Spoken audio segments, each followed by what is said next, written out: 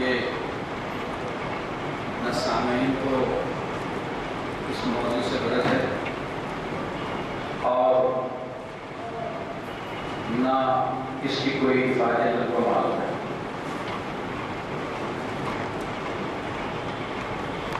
اسلام 5 ارکان پر مشتمل ہے۔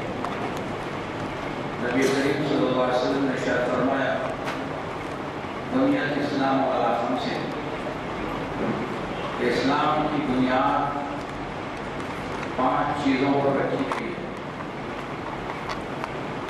شہادت، جس میں آپ اللہ کی وحدانیت کی گواہی دیتے ہیں، رسول کی رسالت کی گواہی دیتے ہیں۔ پھر دوسرا فرض ہے الصلاۃ 5 مرات فی اللیل و نہار، کہ 5 دفعہ نماز ادا کرنا دن اور رات میں۔ صیام رمضان کے روزے، زکوٰۃ اور زکوٰۃ، یہ 5 ہر ایک کو معلوم ہے یہ 5 ارکان اسلام ہیں۔ یہ فرائض بھی ہیں، ان سے انکار کفر ہے، ان کا ادا نہ کرنا فسق ہے، اور جو ان پر ایمان لاتا ہے لیکن ادا نہیں کرتا اس کو فاسق فاجر ہے۔ لیکن ایک تیسرا رکن بھی ہے، ایک چھٹا رکن بھی ہے جو اس میں شامل نہیں ہے، وہ فرض کفایہ ہے، مگر بڑا اہم فرض کفایہ ہے۔ اس کو ہم بولتے ہیں جہاد۔ جہاد بھی فرض ہے، فرض عین نہیں ہے بلکہ فرض کفایہ ہے۔ جیسے کہ آپ تمام جانتے ہیں کہ جنازے کی نماز بھی فرض کفایہ ہے۔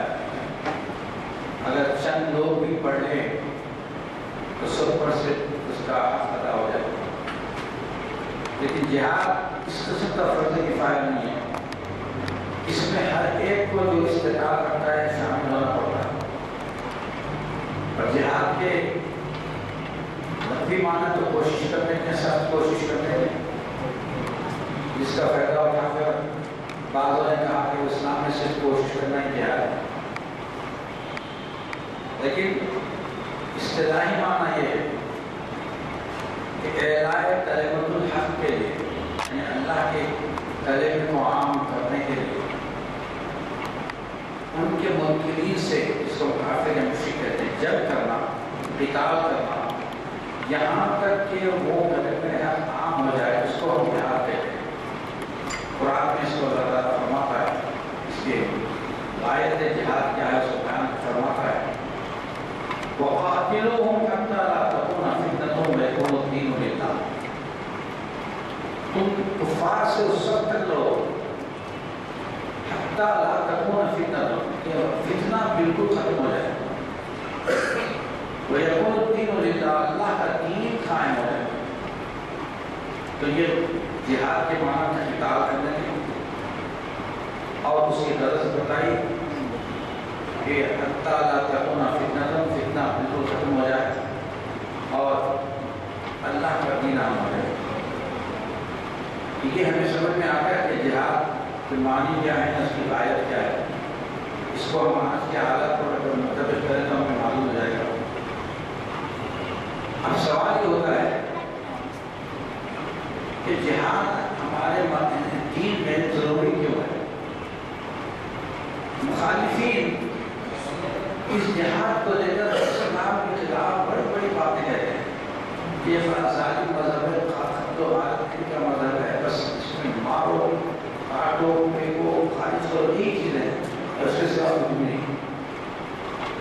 تو یہ ایک بددیانتی ہے، ایک علمی بددیانتی ہے کہ ہم سیاق و سباق کو چھوڑ کر بیچ کا حصہ لے لیں اور بیچ کا حصہ لے کر ہم دین اسلام کو بدنام کریں۔ میں آگے بتاؤں گا کہ یہ مارو کاٹو کا مطلب کی بات ہے۔ جہاد کرنے کے لیے طاقت کی ضرورت ہوتی ہے، قوت۔ جب تک کہ قوت میسر نہ ہو جہاد نہیں کر سکتے۔ اگر کوئی نہتا آدمی مسلح لوگوں میں گزرے گا تو اس کا ٹکڑے ٹکڑے ہو جائے، اس کو جہاد نہیں بولتے، اس کو خودکشی ہوتی ہے۔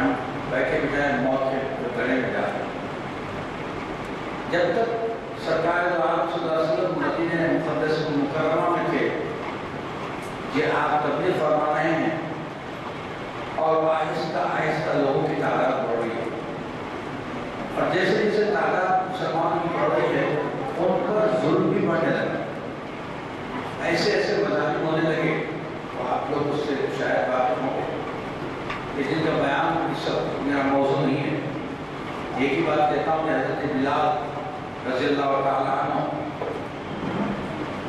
ایک سردار کے غلام تھے، جب اس کو معلوم ہوا کہ بلال نے ایمان قبول کر لیا ہے، اسلام قبول کر لیا ہے، تو طرح طرح کی تکلیفیں دینے لگا، روز نئے طریقوں سے تکلیف دیتا، اور یہاں تک کہ گرم گرم ریت پر انہیں عہدہ لٹا دیا جاتا، چتا لٹا دیا جاتا، اور سینے پر پتھر رکھ دیتے اور کہتے کہ جب تک کہ اس سے باز نہیں آئے گا ہم تیرے یہ ظلم ختم کرنے والے ہیں۔ لیکن قربان ہے حضرت بلال حبشی رضی اللہ تعالیٰ عنہ، آپ سوائے وفات احد کے گزرے گئے، احد ایک بس یہی تھا۔ اب ایسے موقع پر جب کہ بڑا ظلم ہو رہا ہے، کفار قریش کی جانب سے ظلم کے پہاڑ توڑے جا رہے ہیں، اللہ تعالیٰ کو حکم دے رہا ہے کہ اے مسلمانوں صبر کرو اور انتظار کرو، حکم نہیں ہے ان کو بدلا دینے کا، حکم نہیں، بچوں اس تکلیف ہو رہی ہے اس کے بارے میں فرماتا ہے کہ صبر کرو۔ یہاں تک کہ 13 سال گزر گئے، اور 13 سال کے بعد حکم ہوا کہ اے نبی آپ ہجرت فرمائیے، تو ہجرت بھی میرا موضوع ہے، ہجرت کا حکم ہوا، اور سرکار دو عالم صلی اللہ علیہ وسلم سے پہلے جتنے مسلمان تھے انہوں نے ہجرت فرمائی۔ اب جب یہ مدینے میں آ گئے تو یہاں کفار نے قریش کا کوئی عمل دخل نہیں تھا، انہیں سکون مل گیا، تقویت مل گئی، انہیں طاقت حاصل ہونے لگی۔ تو اب جب کہ یہ کیفیت ہو گئی کہ انہیں وہ مظالم سے چھٹکارا مل گیا اور یہاں تعداد بھی بڑھنے لگی، آپ اندازہ لگائیے کہ مکہ شریف سے جو ہجرت کرنے والوں کی تعداد کتنی ہوگی۔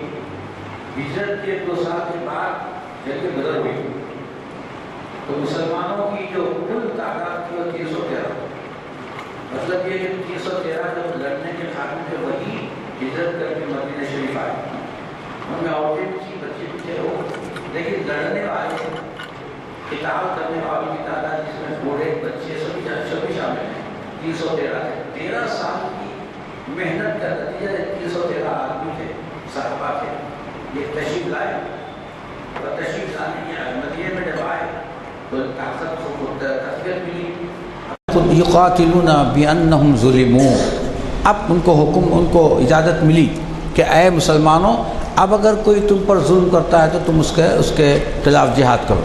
اذن للذین، جو لڑنے والے ان کو اجازت دے دی گئی ہے، بانہم ظلموا، کیونکہ ان پر بہت ظلم ہو چکا ہے، ان پہ انتہا درجے کا ظلم ہو چکا ہے، لہذا ہم نے ان کو اجازت دے دی ہے۔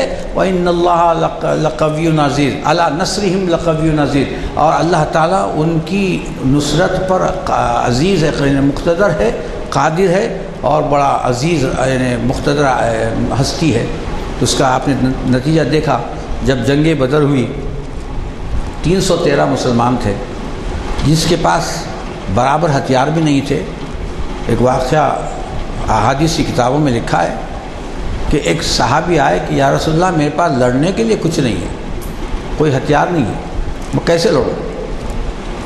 تو آپ نے ایک ٹہنی دے دی جھاڑ کی اور کہا اس سے لڑو، تو وہ ٹہنی تلوار ہو گئی۔ یہ تاریخی حقیقت ہے، کوئی قصے کہانی نہیں ہے۔ تو وہ تلوار ہو گئی تھی۔ اس اسرت کی اندازے میں، اس اسرت کے زمانے میں اللہ تعالیٰ نے حکم دیا کہ اب تم قتال کرو۔ جب تک تقویت نہیں حاصل ہوئی تھی قتال کا حکم نہیں ہوا، جب قوی ہونے لگے، جب تقویت حاصل ہو گئی تو اللہ تعالیٰ نے حکم دیا کہ آپ قتال کریں۔ اب یہ جو قتال کرنے کا حکم ہوا تو وہ قتال کرنے کا جو حکم ہے وہ بھی بڑا ریسٹرکٹڈ ہے۔ ہم قرآن پڑھتے نہیں، ترجمہ پڑھتے نہیں، اور لوگ سیاق و سباق کو چھوڑ کر بیچ کا حصہ بیان کر دیتے ہیں اور یہ کہتے ہیں کہ سب اسلام کو بدنام کرتے ہیں کہ یہ لڑائی مار کاٹ کوٹ یہ اس کا مذہب ہے۔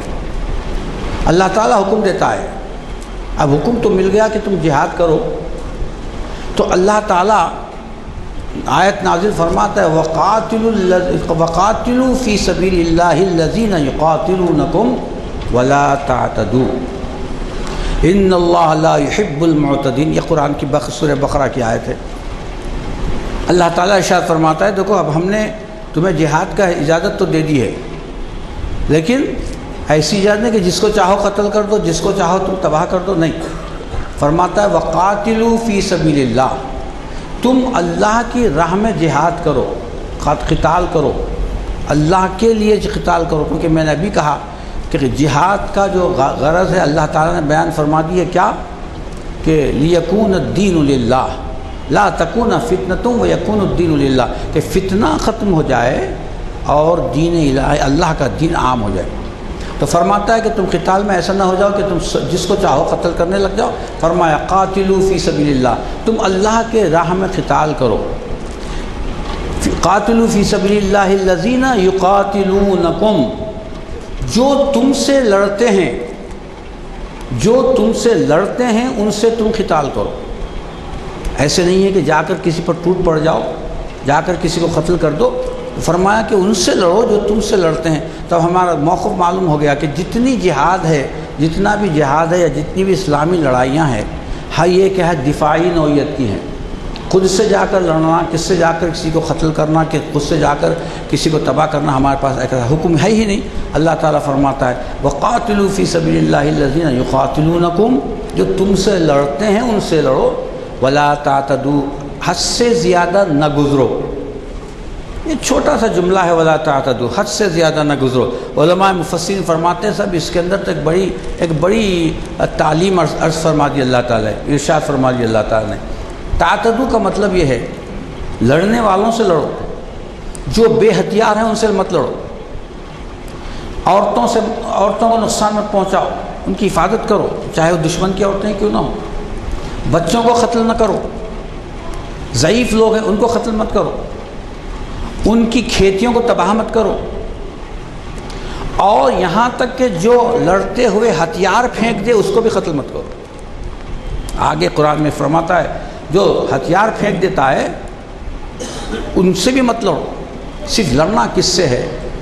ان سے ہے جو تم سے لڑنے کے لیے آتے ہیں۔ یہ بھی دفاعی موقف ہے کہ جب آپ سے کوئی لڑنے آ رہا ہے تو آپ ہاتھ بند کر سر تو دے دیں کہ جناب میرا سر کاٹ لیجئے، ہم اس کو لڑیں گے، اس سے دفاع کریں گے۔ تو فرمایا کہ تم یہ وَلَا تَعْتَدُوا، کہ اپنے حد سے نہ گزرو، یعنی وہ عمل نہ کرو جس سے اللہ تعالیٰ کو ناپسند ہوتا ہے۔ فرمایا اِنَّ اللَّهَ لَا يُحِبُّ الْمُعْتَدِينَ، کہ اللہ تعالیٰ حد سے زیادہ گزرنے والوں کو پسند نہیں کرتا۔ تو قتال کا مطلب یہ ہوا کہ میدان جنگ میں ہی آپ کو لڑنا ہے۔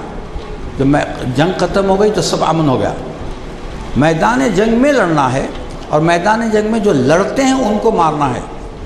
تو اب اس کے بعد وہ فرماتا ہے وَاقْتُلُوهُمْ حَيْثُ ثَقِفْتُمُوهُمْ وَاخْرُجُوهُمْ مِنْ حَيْثُ أَخْرَجُوكُمْ وَالْفِتْنَةُ أَشَدُّ مِنَ الْقَتْلِ۔ اللہ تعالیٰ کیا بہترین بات فرماتا ہے، وَاقْتُلُوهُمْ، ان سے لڑو، مِنْ حَيْثُ، اور ان کو قتل کرو، وَاخْرُجُوهُمْ مِنْ حَيْثُ أَخْرَجُوكُمْ، ان کو اپنے شہر سے نکال دو جس طرح انہوں نے تم کو اپنے شہر سے نکال دیا، ہجرت کرنے پر مجبور کیا۔ وَاقْتُلُوهُمْ مِنْ حَيْثُ ثَقِفْتُمُوهُمْ وَاخْرُجُوهُمْ مِنْ حَيْثُ أَخْرَجَكُمْ وَالْفِتْنَةُ أَشَدُّ مِنَ الْقَتْلِ۔ اللہ تعالیٰ فرماتا ہے کہ قتل کر۔ اب دیکھیں یہاں یہ ٹکڑا ہمارا قرآن سے لے لیتے ہیں۔ ایک بڑا گزشتہ وہ وزیر بھی تھے، ایک اخبار کے بڑے ایڈیٹر بھی تھے، وہ یہی ٹکڑے لے لیا کرتے تھے اور کہتے تھے کہ صاحب دیکھیے کیسا دین ہے، بس مارو کاٹو مارو کاٹو، وَاقْتُلُوهُمْ، ارے ان کو کاٹ دو، قتل کر دو، مِنْ حَيْثُ أَخْرَجُوكُمْ، ان کو خارج کر دو۔ تو یہ ہمارے سمبل بنا دیا گیا کہ اسلام میں یہ ہے کہ صاحب کفار بولتے قتل کر دینا، کفار بولتے ان کو ملک سے نکال دینا۔ نعوذ باللہ، ہمارے پاس ایسا کچھ بھی نہیں ہے۔ یہ ان لوگوں کے لیے ہے جو میدان جنگ میں قتال کر رہے ہیں۔ کن کو قتل کرنا ہے؟ جو آپ کے مد مقابل قتال کر رہے ہیں۔ پھر جنگ میں کیا کریں گے؟ آپ پھول بہرائیں گے؟ جنگ میں تو قتال ہی ہوگا۔ اور ان کے لیے فرمایا کہ اس میں بھی یہ ہے، اگر قتال ہو رہا ہے، جنگ ہو رہی ہے اور اس نے ہتھیار پھینک دیے، اب آپ قتل کریں گے تو آپ ظالم ہوں گے، اب آپ قتل نہیں کر سکتے۔ اس لیے ایک جگہ فرماتا ہے قرآن کریم میں، اب آپ جنگ کر رہے ہیں اور جنگ کرتے ہوئے کس لیے جنگ کر رہے ہیں؟ کہ بدلہ لینے کے لیے جنگ کر رہے ہیں آپ پر جو ظلم ہوا. تو آپ ہوئے مظلوم اور جن سے آپ جنگ کر رہے ہیں وہ ہوئے ظالم. اللہ تعالیٰ فرماتا ہے کہ دیکھو ظالموں سے تم جنگ کرو، عام آدمیوں سے جنگ کرنا نہیں ہے، عام انسان سے تم جنگ کرنا نہیں ہے. میں آپ کو انشاءاللہ بتاؤں گا. فرمایا جو ظلم کرتے ہیں ان سے جنگ کرو. قرآن کریم میں ارشاد فرماتا ہے فَمَنْ اعْتَدَى عَلَيْكُمْ فَاعْتَدُوا عَلَيْهِ بِمِثْلِ مَا اعْتَدَى عَلَيْكُمْ وَاتَّقُوا اللَّهَ. اے مسلمانوں لڑو. کن سے لڑو؟ فَمَنْ اعْتَدَى عَلَيْكُمْ، جو تم پر جنہوں نے ظلم کیا. لیکن جنہوں نے ظلم نہیں کیا صلح سے ہیں، آشتی سے ہیں، امن پسند ہے، ان سے لڑنے کا تو ایمان میں ہی نہیں ہے، قرآن ہمارے اسلام میں ہی نہیں ہے. فرماتا ہے فَمَنْ اعْتَدَى عَلَيْكُمْ، جو تم پر ظلم کرتا ہے فَاعْتَدُوا عَلَيْهِ، تم بھی اس پر ظلم کرو. لیکن ریسٹرکشن لگا دی. ایسا نہیں ہے کہ ایک نے ایک دھپا مارا تو آپ جا کر اس کو 15-20 تھول رکھ دیں گے، دھپے مار دیں گے. نہیں، فرمایا فَمَنْ اعْتَدَى عَلَيْكُمْ فَاعْتَدُوا عَلَيْهِ بِمِثْلِ مَا اعْتَدَى عَلَيْكُمْ، اتنا ہی بدلہ لو جتنا کہ اس نے تم پر ظلم کیا. کیوں؟ اس نے ظلم کیا، ظالم ہوا.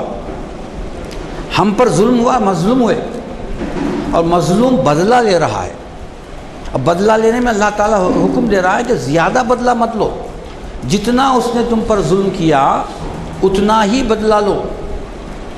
اور کہیں ایسا نہ ہو کہ تم زیادہ کرو گے تو کیا ہو جائے گا. فرض کیجئے تم نے زیادہ ظلم کر دیا تو وہ جو پہلے ظالم تھا وہ مظلوم ہو گیا، اور جو تم مظلوم تھے وہ ظالم ہو گئے. اس لیے فرمایا واتقوا اللہ، بدلہ لینے میں بھی اللہ سے ڈرو. واتقوا اللہ، کہ اللہ سے ڈرو کہ کہیں ایسا نہ ہو جائے کہ تم زیادہ سے زیادہ غصے میں بدلہ لے لو اور بدلہ لینے کے بعد تم ظالم ہو جاؤ، وہ مظلوم ہو جائے. اس کی تاریخ اسلام میں بیشتر مثالیں ہیں. جیسے کہ حضرت علی کرم اللہ وجہ بڑے شجاع بہادر تھے. مرحب ایک بہت بڑا پہلوان تھا. اس کا مبازرت ہوتی تھی. پہلے جب 2 فوجیں آتی تو 3 آدمی نکلتے اور ادھر سے 3 اور ادھر سے 3، وہ ایک لڑتے، جو مر گیا. اس کے بعد عام جنگ ہوتی.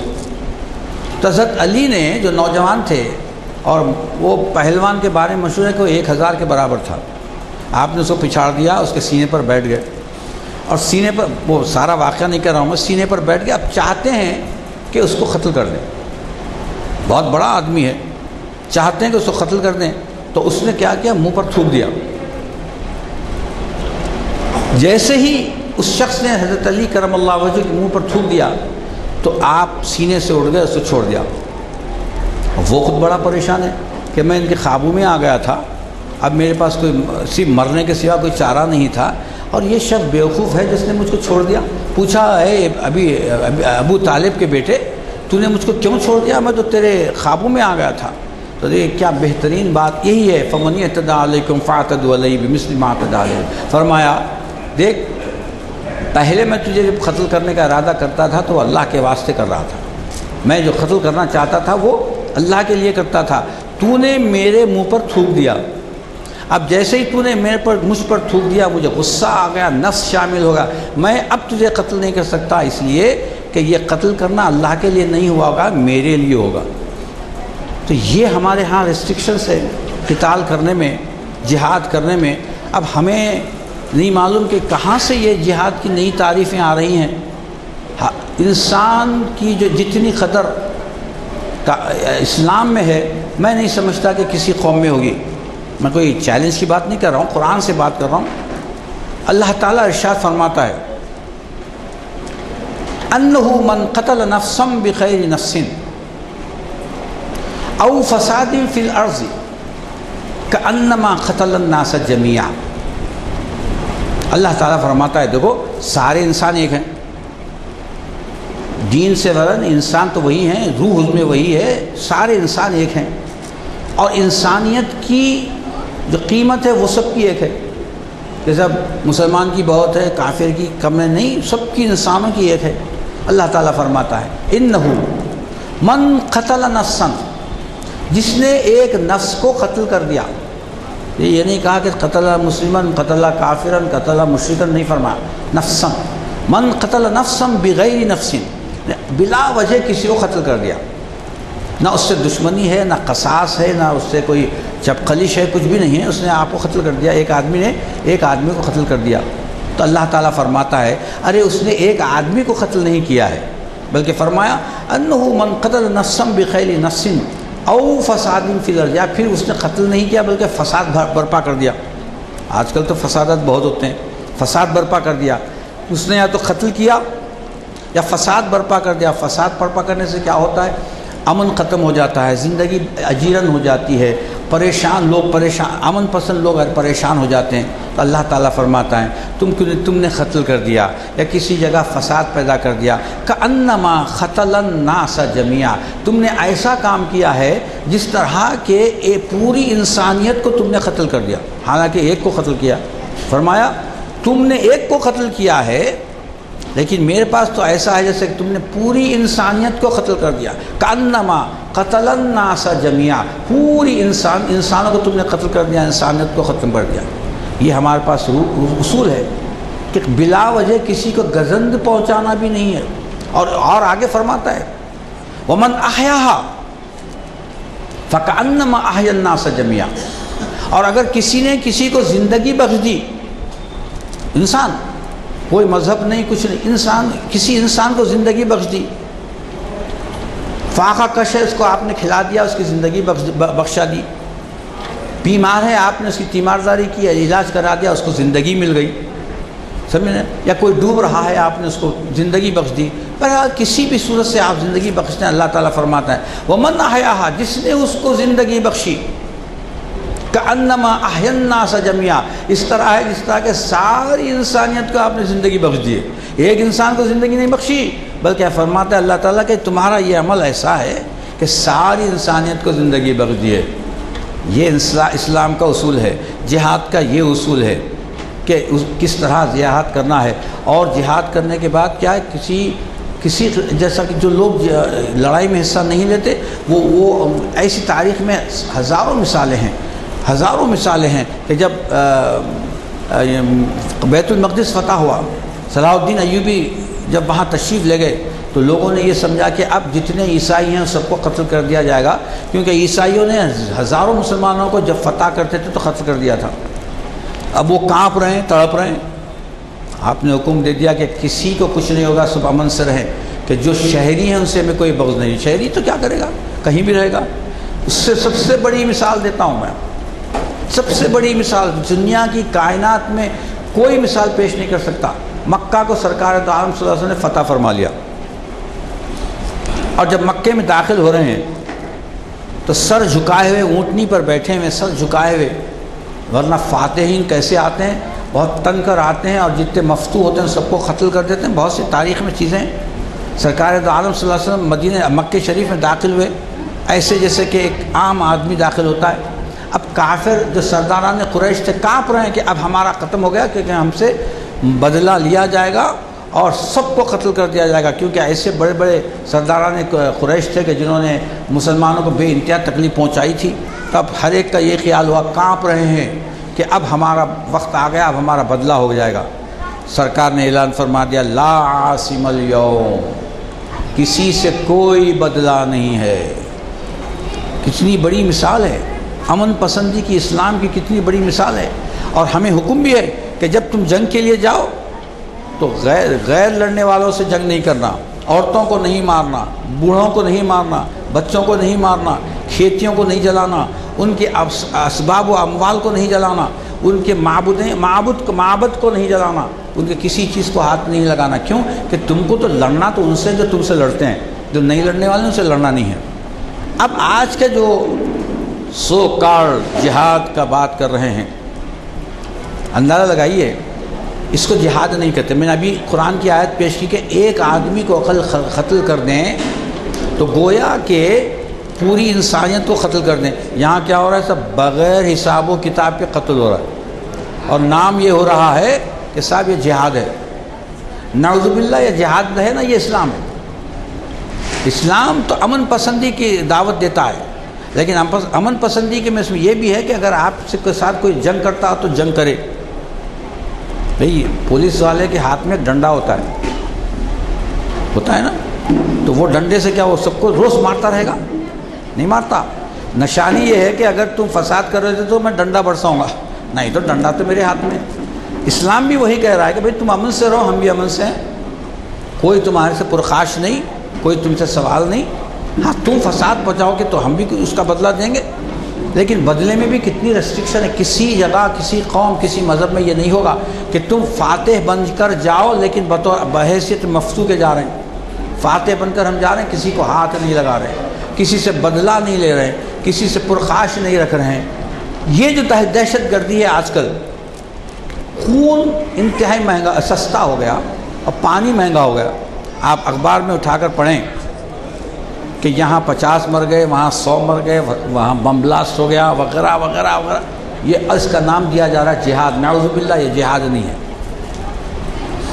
اللہ تعالیٰ قرآن میں فرماتا ہے وَلَا تُهْلِكُوا أَنفُسَكُمْ، تم اپنی نفسوں کو، اپنی جانوں کو ہلاکت میں مت ڈالو۔ یہ اصول بتایا کہ تم اپنی نفسوں کو ہلاکت میں مت ڈالو۔ وَلَا تُهْلِكُوا أَنفُسَكُمْ، اپنے جانوں کو مت ہلاک کرو۔ اس سے یہ نکلا کہ خودکشی کرنا حرام ہے۔ ہم خودکشی نہیں کر سکتے کیونکہ اسلام میں کیا ہے، وہ حرام ہے۔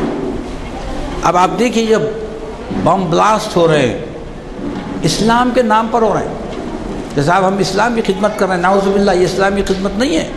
وہ شخص بم بن رہا ہے، اپنے آپ کو اڑا رہا ہے، یہ خودکشی کر رہا ہے اور یہ حرام کام کر رہا ہے، حرام کام کر رہا ہے۔ اور اس کے اس بام کی وجہ سے سینکڑوں معصوم مر جا رہے ہیں۔ ایک کا قتل کرتے ہیں، اگر کوئی ایک آدمی کا قتل کرتا ہے تو اس کی سزا کیا ہے، میں ابھی آپ کو بتاتا ہوں۔ اللہ تعالیٰ قرآن میں سورہ نساء میں فرماتا ہے وَمَنْ قَتَلَ مُؤْمِنًا مُتَعَمِّدًا فَجَزَاؤُهُ جَهَنَّمُ خَالِدًا فِيهَا غَضِبَ اللَّهُ عَلَيْهِ وَلَعَنَهُ وَأَعَدَّ لَهُ عَذَابًا عَظِيمًا۔ ایک کا قتل کرنے کا حکم ہے۔ وَمَنْ قَتَلَ مُؤْمِنًا مُتَعَمِّدًا، جس نے کسی کو عمدن قتل کر دیا، کسی مسلمان کو عمدن قتل کر دیا۔ دیکھیے مسلمان ہو کر مسلمانوں کو مار رہے ہیں، اپنے ملک میں بام بلاسٹ کر رہے ہیں اور اس کا ٹائٹل دے رہے ہیں کہ سب میں یہ جہاد ہے، اللہ تعالیٰ کے راہ میں جہاد ہے۔ نعوذ باللہ، یہ شیطان کا جہاد ہے، اللہ کا جہاد نہیں۔ فرماتا ہے وَمَنْ قَتَلَ مُؤْمِنًا مُتَعَمِّدًا، جس نے ایک مسلمان کو عمدن قتل کر دیا، خطا سے قتل کرتے تو الگ بات ہے۔ فَجَزَاؤُهُ جَهَنَّمُ، اس کی جزا جہنم ہے، خالداً فیہا، وہ ہمیشہ ہمیشہ جہنم میں رہنے والا ہے۔ پھر یہی نہیں، غضب اللہ علیہ، اللہ اس پر اپنا غضب نازل فرمائے گا، وَلَعَنَهُمْ، اور ان پر لعنت برسائے گا، وَعَدَّ لَهُمْ عَذَابًا عَظِيمًا، اور ایسے لوگوں کے لیے بڑا سخت اور بڑا عذاب اللہ تعالیٰ نے تیار کر رکھا ہے ایک آدمی کے لیے۔ اگر ایک کو قتل کرتے ہیں، عمدن قتل کرتے ہیں، بغیر سبب کے قتل کرتے ہیں، تو اللہ تعالیٰ نے یہ عذاب رکھا ہے کہ ایک تو چیز کیسا، نارن خالدن فیہا، عذاب دوزخ ہے، ہمیشہ رہنا ہے۔ غضب اللہ علیہ، اللہ کا غضب اس پر ہے۔ جس پر اللہ کا غضب ہو جائے تو اس کا کیا حشر ہوگا، اللہ کا غضب اس پر ہے۔ پھر لعنہ اللہ، اللہ اس پر لعنت بھی کرے گا، وَأَعَدَّ لَهُمْ عَذَابًا عَظِيمًا، اس کے لیے بہت بڑا عذاب اللہ تعالیٰ نے تیار رکھا ہے ایک آدمی کے قتل کے لیے۔ یہاں کیا ہوگا، سینکڑوں ہزاروں قتل ہو جا رہے۔ یہ کون سی دینی اور کون سی اسلامی بات ہے کہ آپ قتل پہ قتل کیے جا رہے ہیں اور کہہ رہے ہیں کہ صاحب یہ اسلام کا ہے۔ آپ نے اخباروں میں پڑھا ہوگا وہ ISIS ہے، داعش جس کو کہتے ہیں، اور اس کا یہ کہنا ہے کہ ہم اسلام کے ہیں، ہم اسلام کے لمبردار ہیں۔ نعوذ باللہ، نہیں ہوتا۔ ابھی میں نے کہا اسلامی اصول بتایا کہ کسی عورت کو نہیں مار سکتے، کسی مرد جو جنگ میں حصہ نہ لے رہا اس کو نہیں مار سکتے، ضعیف کو نہیں مار سکتے۔ یہ لوگ کیا کرتے ہیں، لوگوں کو قید کر کے لے جاتے ہیں۔ ویڈیو میں آپ نے دیکھا ہوگا، کسی کے گلے کاٹ دے رہے ہیں، کسی کو الٹا لٹکا کر قتل کر دے رہے ہیں، عورتوں کو مار دے رہے ہیں، بچوں کو مار دے رہے ہیں۔ یہ کون سے اسلام میں یہ ہے، کون سے اسلام میں یہ لکھا ہے کہ جو بھی قید ہوتا ہے اس کو تم قتل کر دو؟ یہ تو دین سے ہٹ کر بھی بین الاقوامی قانون یہ ہے کہ اگر قیدی ہو جائے، جنگی قیدی ہو جائے، تو اس کو قید کر کے اس کو حفاظت سے رکھنا ہے۔ صاحب یہ دشمن کا قیدی اڑا دینا کا کسی کے اسلام ہی نہیں کسی ملک میں، کسی قوم میں اور کسی بھی خطے میں یہ اصول نہیں ہے کہ آپ جنگی قیدیوں کو گلا کاٹ دیں، مار دیں، ان کا تباہ و تاراج کر دیں۔ یہ کون سے ہیں؟ یہ کون سے لوگ ہیں کہ جو اپنے قیدیوں کو ایسے ذبح کر رہے ہیں جیسے بکروں کو ذبح کرتے ہیں، اور یہ کہہ رہے ہیں کہ صاحب یہ ہمارا اسلامی جہاد ہے؟ نعوذ باللہ، یہ جہاد نہیں۔ ہم نے کیا اب کیا ہے سر، دو باؤنڈریز ہو گئے، ایک جہاد کی باؤنڈری ہو گئی اور ایک دہشت گردی کی باؤنڈری ہو گئی۔ جہاد دیکھیے، جہاد میں انسانیت ہے اور امن کی بقا ہے۔ جب جہاد کرتے ہیں تو انسانیت بھی باقی رہتی ہے، امن باقی رہتا ہے، اور اس کی وجہ سے جو ہے ایک طرح سے امن و سکون کسی بھی ملک میں ہوتا ہے۔ لیکن یہ جو دہشت گردی ہے یہ تو امن کو توڑنے والی ہے۔ ہم یہ اسلام میں پوری آپ الف لام میم سے لے کر والناس تک پوری قرآن ترجمے سے پڑھ لیں کہ کہیں آپ کو یہ تعلیم نہیں ملے گی کہ بس لوگوں کو قتل کرو، ان کا خون بہاؤ اور میرے نام پر کہیں نہیں ملے گا، یہ کہیں نہیں ملے گا۔ اور اگر قصاص بھی ہے تو قصاص بھی اتنی محدود ہے کہ جو کرتا ہے، جیسے بنی اسرائیل کے لیے اللہ تعالیٰ نے لکھ دیا وَكَتَبْنَا عَلَىٰ بَنِي إِسْرَائِيلَ أَنَّ النَّفْسَ بِالنَّفْسِ، ہم نے بنی اسرائیل کو لکھ دیا تھا کہ تمہارے فرض کر دیا تھا اگر کوئی قتل کرے تو تم قتل کرو، وَالْعَيْنَ بِالْعَيْنِ، آنکھ پھوڑتا ہے تو آنکھ پھوڑو، وَالْعَيْنَ بِالْعَيْنِ وَالْأَنْفَ بِالْأَنْفِ، اگر ناک تمہاری کاٹ دیتا ہے تو تمہاری ناک کاٹ۔ مطلب یہ ہے کہ جتنا تم پر ظلم ہو رہا ہے، وَالسِّنَّ بِالسِّنِّ، اگر تمہارے جتنے دانت کسی نے توڑ دیے تو اتنے ہی دانت توڑو، اس سے آگے مت بڑھو۔ وَالْجُرُوحَ قِصَاص، اور اگر کسی نے زخم پہنچا دیا ہے تو تم بھی زخم پہنچاؤ۔ لیکن آگے فرماتا ہے اگر تم یہ معاف کر دو، اگر یہ چیزوں کو معاف کر دو تو اللہ تعالیٰ تو تمہارے لیے رحیم اور غفور ہے۔ یہ بھی کہتا ہے یہ بدلہ لو، بدلہ لینے کا آپ کو حکم دیتا ہے، لیکن عفو درگزر اگر کرتے ہو تو وہ بدلہ لینے سے بہترین ہے، کیونکہ میرے پاس عفو درگزر کرنے والوں کی بڑی شان ہے۔ تو اسلام جہاد، اس میں شک نہیں کہ جہاد اس کا ایک رکن ہے، اس کے جہاد سے ہم انکار نہیں کر سکتے، لیکن اگر حقیقت دیکھا جائے تو اس جہاد سے امن و سکون قائم ہوتا ہے اور لوگوں کی بقا ہوتی ہے اور لوگوں کو غضب نہیں پہنچتا۔ جیسے کہ اللہ تعالیٰ قصاص کے بارے میں ارشاد فرماتا ہے۔ قصاص معلوم ہے آپ کو؟ اسلام میں ہے کہ اگر کوئی کسی کو قتل کرتا ہے اور اگر وہ قتل ثابت ہو جائے تو اس کو بھی اس کے عوض قتل کر دیا جاتا ہے، یہ قصاص ہے۔ تو فرماتا ہے وَلَكُمْ فِي الْقِصَاصِ حَيَاتٌ يَا أُولِي الْأَلْبَابِ، اے عقل مندو ذرا سوچو تو صحیح، تم قصاص کو بڑا بھیانک سمجھتے ہو، قصاص کو بہت برا سمجھتے ہو کہ صاحب ایک جان لے لیے تو دوسرے کی بھی جان لے رہے ہیں آپ، لیکن اللہ تعالیٰ فرماتا ہے وَلَكُمْ فِي الْقِصَاصِ حَيَاتٌ يَا أُولِي الْأَلْبَابِ، اے عقل والو قصاص سے تمہاری حیات ہے۔ قصاص کا خوف ہوگا تو لوگ قتل کرنا چھوڑ دیں گے، اس لیے فرمایا حیات یا اولی الالباب، اے صاحب عقل یا عقل والو دیکھو یہ قصاص تمہارے لیے ظلم نہیں ہے بلکہ فرماتا ہے یہ تمہارے لیے حیات ہے۔ اسی طرح جہاد بھی ظلم نہیں ہے بلکہ جہاد بھی کیا ہے، وہ حیات ہے، حیات انسانی کا درس دیتا ہے وہ جہاد۔ لیکن دہشت گردی نہیں، دہشت گردی سے اسلام کا کوئی تعلق نہیں، نہ دہشت گرد اسلامی ہے نہ دہشت گردی اسلامی ہے، نہ ان کے جو عقائد ہیں، ان کے جو تھیوریز ہیں وہ سب کو سب غیر اسلامی ہیں۔